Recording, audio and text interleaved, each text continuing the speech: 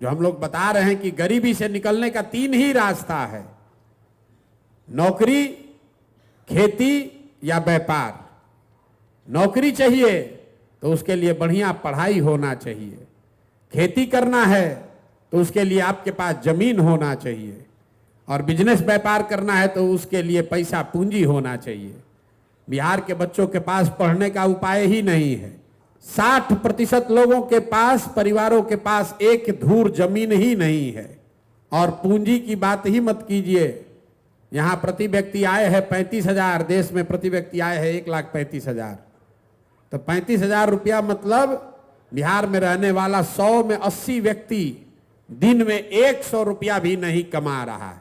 और इस गरीबी का क्रेडिट लेने के लिए नेता आपस में लड़ रहा है, कह रहा है कि हम ज्यादा सुधार दिए, कि हम ज्यादा सुधार दिए। इसीलिए हम लोग कहते हैं कि सबकी बात को सही मान लीजिए। मान लीजिए कि कांग्रेस ने बिहार में 40 बरस बहुत विकास कर दिया। ये मान लीजिए कि लालू जी के राज में सामाजिक न्याय मिल गया, गरीबों को, पिछड़ों को आवाज दे दी गई। ये भी मान लीजिए कि नीतीश और भाजपा के राज में सड़क बन गया, बिजली आ गई।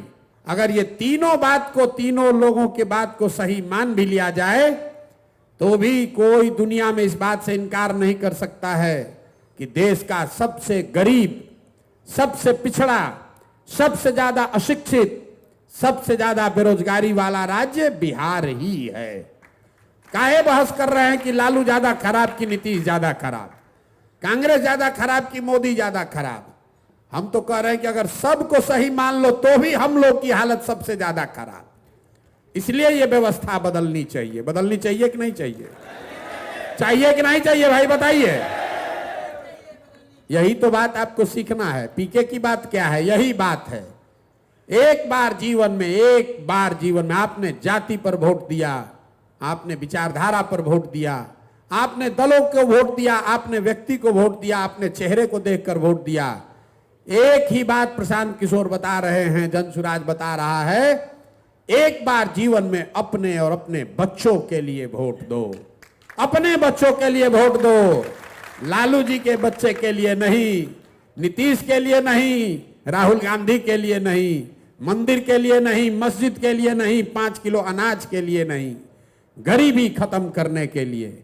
और गरीबी खत्म करने का 3 उपाय, पढ़ाई, खेती और रोजगार।